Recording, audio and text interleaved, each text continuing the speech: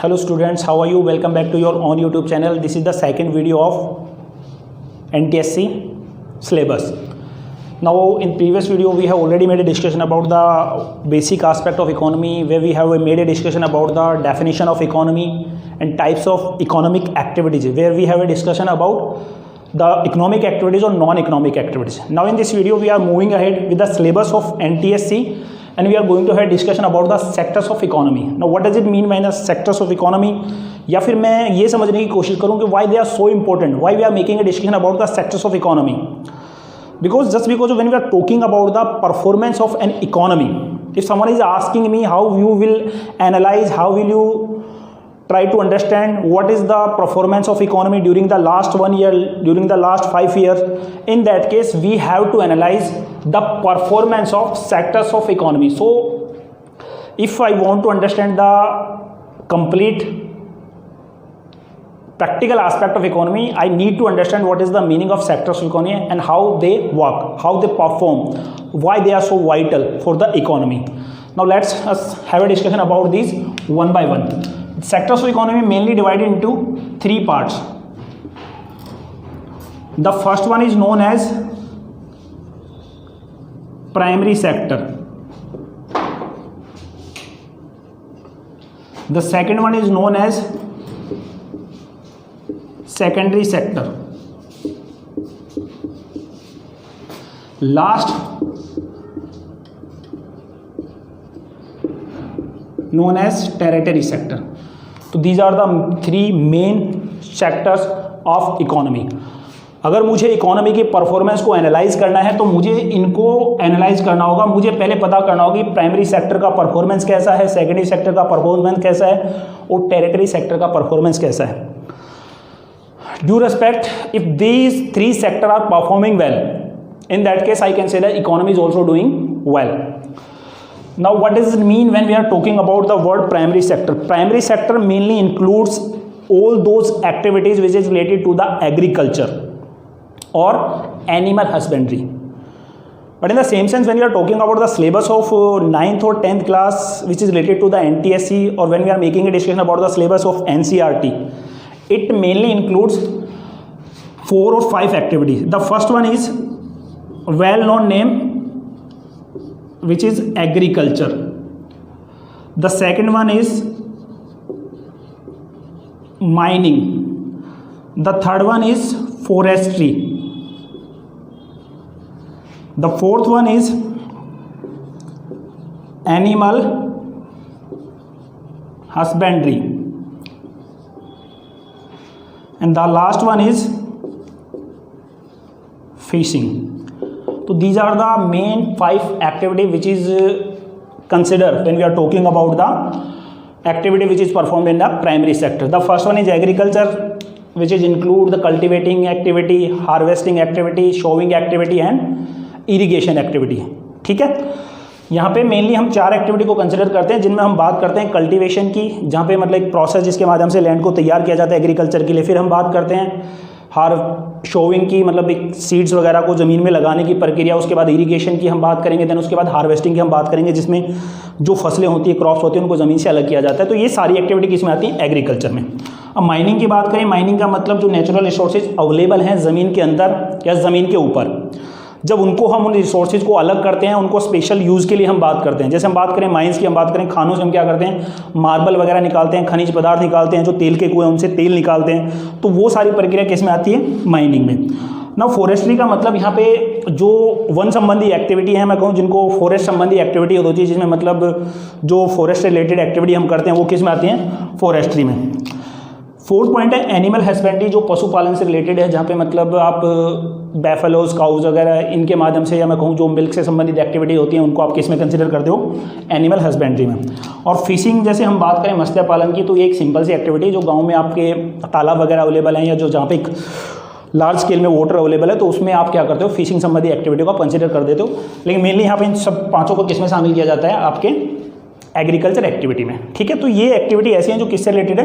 Primary sector से. And later on whenever we need the detail discussion about all this topic, we will definitely have the discussion. Now talking about the secondary sector, it is also known as industrial sector.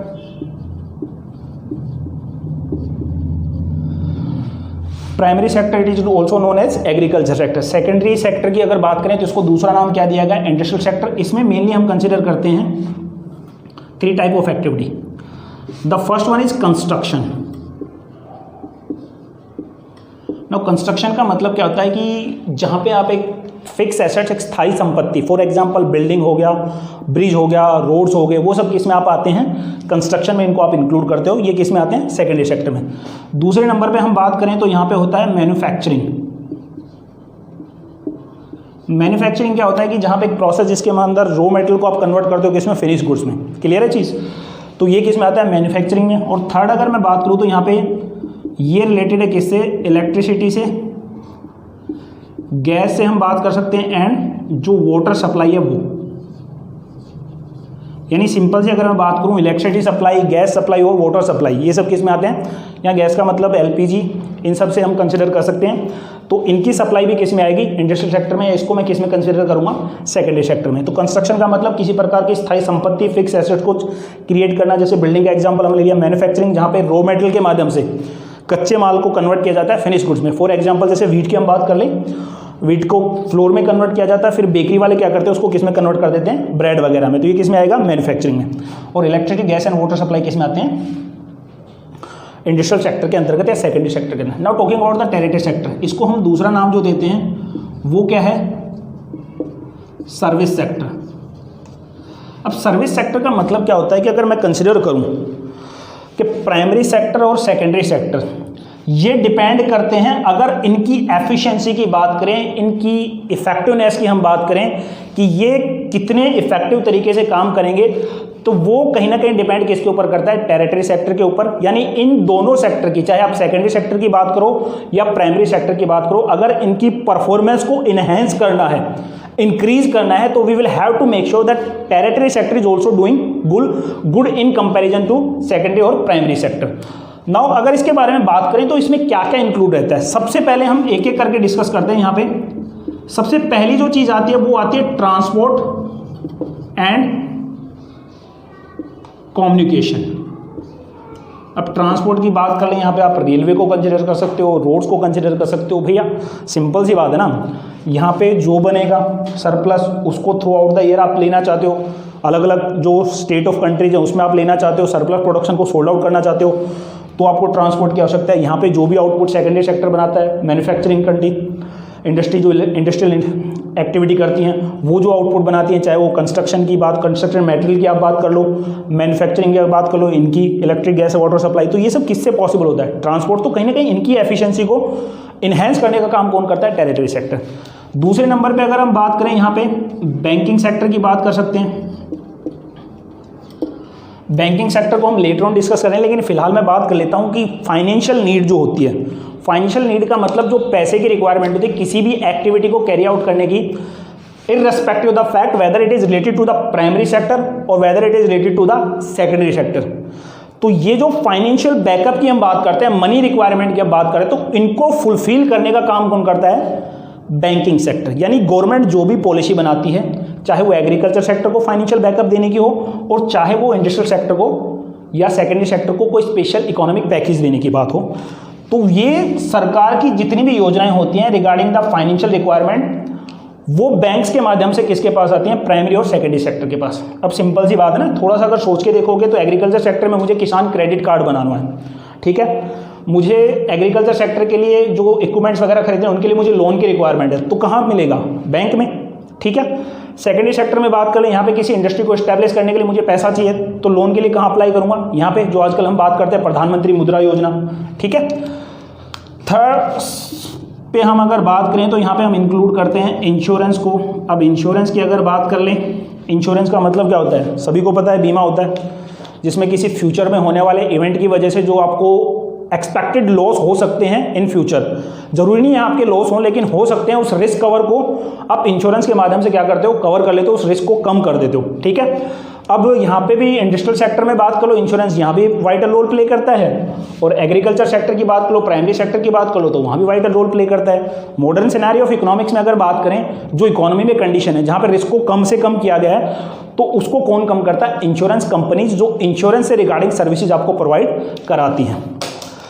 Fourth page हम बात करें तो यहाँ पे हम बात करते हैं किसकी, स्टोरेज की। अब स्टोरेज का मतलब सिंपल सी बात है, मतलब जो ये हम बात करते हैं जो सरप्लस प्रोडक्शन है उसको आप मतलब जो इन्वायरमेंटल चेंजेज हैं उनसे आप सेफ रखना चाहते हो कि जो इन्वायरमेंट में जो चेंज आएंगे वो आपको ज़्यादा बड़े लेवल पे इफेक्ट ना करें, तो उन चेंजेज से आप अपने आप को सेफ रखना चाहते हो या उस पर्टिकुलर गुड्स को आप सेफ रखना चाहते हो, तो आपको स्टोरेज की आवश्यकता होगी। स्टोरेज सर्विस भी किस में आती है, टेरिटरी सेक्टर में। फिफ्थ पॉइंट पे अब हम बात करें तो हम बात कर लेते हैं कॉमन सर्विसेज की। अब कॉमन सर्विसेज का मतलब यहाँ पे आप समझ सकते हो CSC। अब CSC जो कॉमन सर्विस सेंटर वगैरह गांव में होते हैं, तो इनका काम क्या होता है कि जो आजकल डॉक्यूमेंटेशन की प्रोसेस है उसको गवर्नमेंट ने क्या कर दिया, हैंड ओवर कर दिया कि इनको कॉमन सर्विसेज सेंटर को, इनका एक अपना पोर्टल होता है जिस पर अलग अलग जो डॉक्यूमेंटेशन की प्रोसेस वगैरह पूरी की जाती है। जैसे आप बात कर लेंगे जो मेनली हम कंसिडर करते हैं, भाई इनको ऑथोराइज कर दिया कि पैन कार्ड आप बना सकते हो, इनको ऑथोराइज कर दिया बर्थ सर्टिफिकेट आप इशू कर सकते हो, इनको ऑथोराइज कर दिया कि आपको अगर किसी पर्टिकुलर चीज़ के लिए लाइसेंस चाहिए तो इनके यहाँ पे आप अप्लाई कर सकते हो, या जो गवर्नमेंट की जो अलग अलग स्कीम्स आती हैं उनके बेनिफिट की आप बात कर लो, जैसे प्रधानमंत्री किसान सम्मान निधि योजना की बात कर लो, प्रधानमंत्री परिवार सुरक्षा योजना की बात कर लो, तो इन सब योजनाओं का लाभ आपको तभी मिलेगा जब आप यहाँ पे कॉमन सर्विस सेंटर में जाके क्या करेंगे, अप्लाई करेंगे। ठीक है। और दूसरा जो होता है उसकी हम बात करते हैं, लास्ट जो हमारे लिए है वो है ट्रेडिंग। अगर मैं टेरिटरी सेक्टर में बात करूं, लास्ट जो हम कंसिडर करते हैं वो होती है ट्रेडिंग। ट्रेडिंग का मतलब क्या होता है, ट्रेडिंग के अंतर्गत हम बात करते हैं कॉमन प्लेटफॉर्म, जिसके अंतर्गत जो अलग अलग मतलब कॉर्नर में मैन्युफैक्चरर हैं, सप्लायर हैं, वो उस कॉमन प्लेटफॉर्म पे आते हैं और जो भी उनके जो गुड्स होते हैं, प्रोडक्ट होते हैं, उनको थ्रू आउट द वर्ल्ड क्या करते हैं, सोल्ड आउट करते हैं। ट्रेडिंग में हम मेनली कंसिडर करते हैं किनको, ई-कॉमर्स साइट को। इसमें हम बात कर सकते हैं किसकी, फ्लिपकार्ट की। इसमें हम बात कर सकते हैं किसकी, अमेजन की। और इसके अलावा जो भी अदर मतलब ई-कॉमर्स वेबसाइट हैं वो क्या करती हैं, अपनी सर्विसेज प्रोवाइड करते हैं, यानी जो बायर है और जो सप्लायर है उसको मिलने के लिए जो कॉमन प्लेटफॉर्म वो प्रोवाइड करती हैं, उसको हम किस में कंसिडर करते हैं, ट्रेडिंग में। अब मान लो मुझे एक मोबाइल खरीदना है, ठीक है, तो ये ज़रूरी नहीं मैं मार्केट में जाके मोबाइल की दुकान पे जाऊँ, मैं इन ई-कॉमर्स कंपनीज के माध्यम से उस फ़ोन को, उस पर्टिकुलर प्रोडक्ट को घर बैठे बैठे क्या कर सकता हूँ, मंगा सकता हूँ। ठीक है। तो ये 3 सेक्टर हैं। इनके अलावा एक जो सेक्टर और 2 है मेरे पास, उनकी हम बात करते हैं, जिसमें हम बात करते हैं कॉइनरी सेक्टर की, जिसको हम चतुर्थ सेक्टर के नाम से जानते हैं। ये इकोनॉमी का चौथा सेक्टर है, 4th सेक्टर है। इसमें क्या होता है कि जो बौद्धिक गतिविधियाँ होती हैं, मेंटल एक्टिविटी होती हैं, जिसमें हम बात करेंगे सरकार की, कल्चर की, यूनिवर्सिटी वगैरह की हम बात करेंगे, तो बौद्धिक गतिविधियाँ क्या होती है, इस चतुर्थ सेक्टर के अंतर्गत आती हैं। और इसके बाद जो बनता है हमारा एक क्वाइनरी सेक्टर और बनता है, जिसको 5th सेक्टर के नाम से जाना जाता है। उसमें क्या होता है कि जो हाई लेवल अथॉरिटी होती हैं, जो टॉप लेवल अथॉरिटी होती हैं, जिनके हाथ में डिसीजन टेकिंग पावर होती है, ठीक है, किसी को मतलब कंट्री के रिगार्डिंग, इकोनॉमी के रिगार्डिंग डिसीजन लेते हो, तो यहाँ पे जो हाई लेवल अथॉरिटी होती है उनको पंचम सेक्टर या 5th सेक्टर में हम क्या करते हैं, इंक्लूड करते हैं। और तो एनटीएससी के पर्पज से दोनों इंपॉर्टेंट नहीं, लेकिन फिर भी मुझे याद रखना चाहिए, क्वांटिटी सेक्टर का मतलब बौद्धिक एक्टिविटी और क्वांटिटी सेक्टर का मतलब यहाँ पे जो हाई लेवल अथॉरिटीज होती हैं उनको हम कंसिडर करते हैं। ठीक है। तो these are the basic of sectors of economy. अब इनको डिटेल में whenever we need we will definitely have a discussion about all this topic in a detailed manner. Till then, thank you so much.